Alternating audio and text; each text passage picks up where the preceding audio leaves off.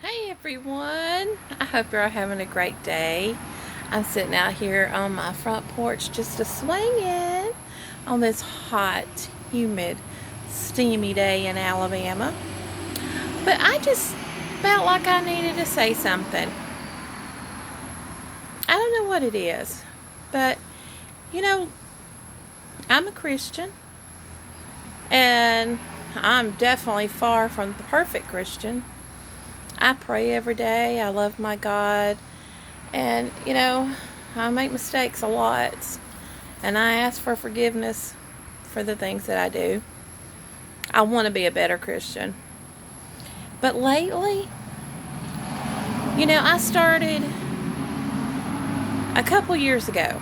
I decided I was going to start at the beginning of the Bible and read the whole Bible. I wanted to do that. And I got into it and I started doing it, and then other things came up and I just quit. Well, in the last couple weeks, it's just been heavy on my heart that I need to do that. So I've started back reading the Bible. I took up where I left off when I was doing it before. And, it's taken me a while because I have, so much going on in my life. And I've also got my kids started.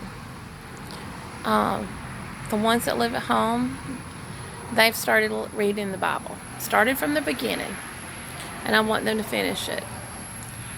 And I don't know how long it's going to take me to finish it, honestly. And, I read the Bible and sometimes I have to go back and read it again to kind of grasp exactly what is happening. But, sometimes when I'm reading it, I get sad. I get sick in my stomach.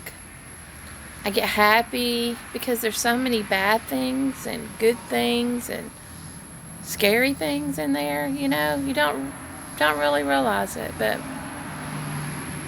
I mean, this is something I want to finish, and I plan on doing it. I'm working on it every day. I'm going to do it until I finish it, the whole Bible, Old Testament, New Testament, all of it. And since I've started reading the Bible again, I feel closer to God. I had an experience many years ago when we were getting ready to go to court to adopt Carly. Carly's 16. We got her when she was 3 weeks old. But anyway, let me back up. Before we adopted Carly, we adopted Devin. And when we started to adopt Devin, he had a step aunt that wasn't blood related come into the picture, and she tried to take him. She wanted custody.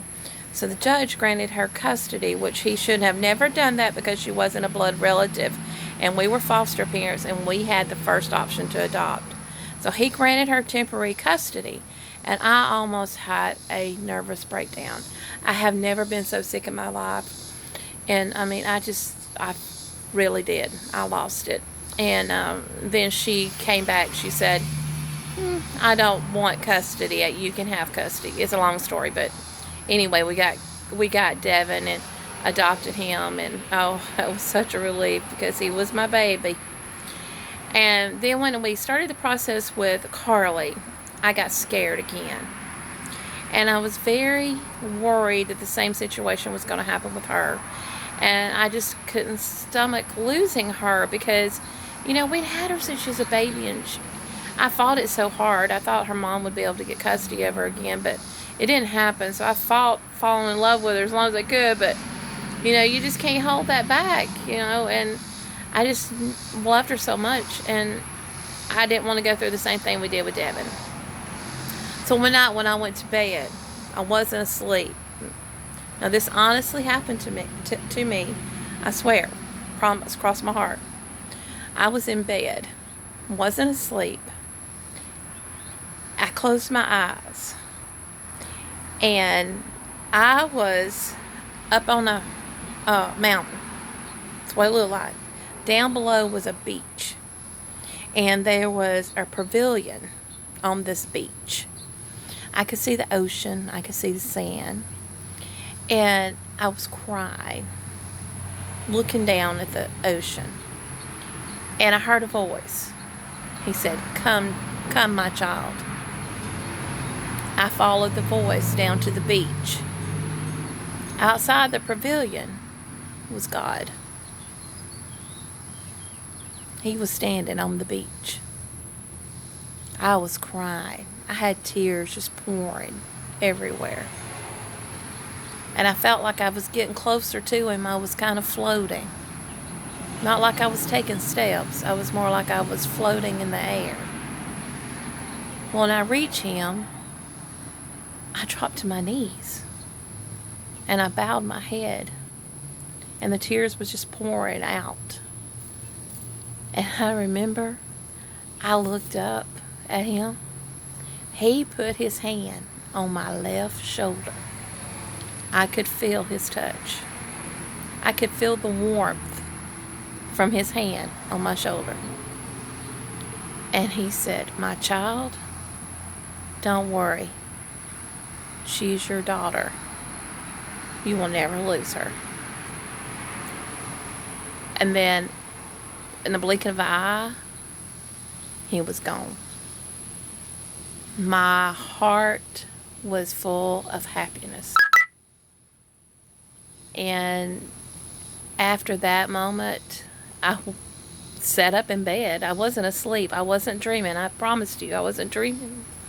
I sat up in bed, and those tears were just a-flowing. But I wasn't crying.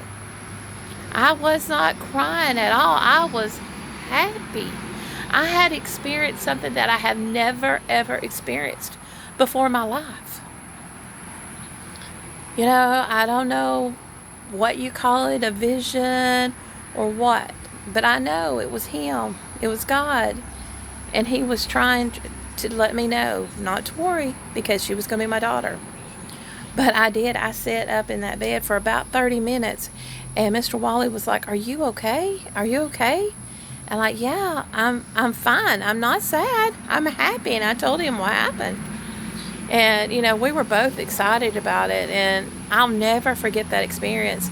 You know, I went to my pastor in my church and talked to him about it.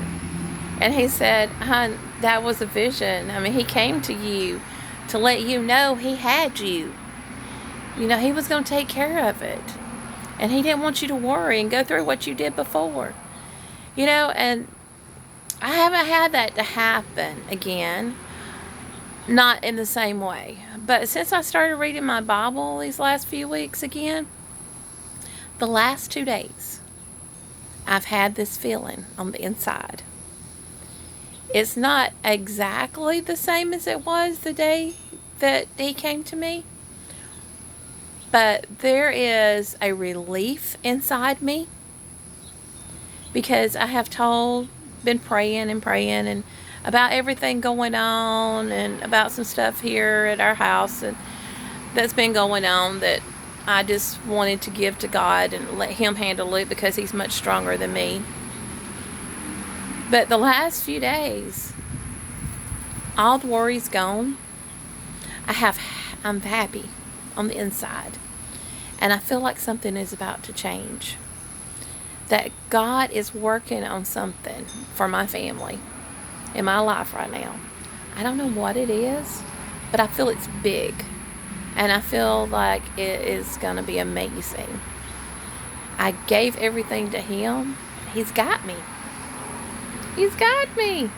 I don't have to worry about nothing. So, I mean, that's just something I wanted to share with you. And I don't know. Have you ever experienced anything like that? That was my first time, and now I'm going through something else that I don't know exactly what it is. If you've ever experienced anything like that, I'd like for you to share it with me, because I know one thing: it's one amazing feeling that you'll never feel, except for the day I was saved. Ooh, the day I got saved was amazing. We had been to revival. My cousin was preaching. He was. We came home, and I kneeled down. It was late. And was crying. I was worried. Am I where I need to be? Am I going to go to heaven? And I prayed and prayed and prayed that I would go to heaven. And I asked God to forgive me of everything I have ever done wrong and help me be a better Christian. And I went in there by my mom and daddy's bed, and I knelt down by my mama, and I prayed, and I got saved. Right there at home, I got saved. It was amazing. When I had my eyes closed and I was praying and I was crying and I was praying, and when I opened my eyes, everything was bright, bigger, beautiful. It was a new beginning because I had been born again. It was amazing, just you don't get that feeling. You don't. If you've never been saved, I hope you get saved, because it is the most beautiful, amazing thing in the world. Anyway, I just wanted to share a little bit of that with you. And if you got a story like that, I'd like for you to share it with me. Maybe if we share more things like this on social media, the world will change around, be a better place. Anyway, I hope you're having a great day. # share a smile. You go do that. Share some sunshine today.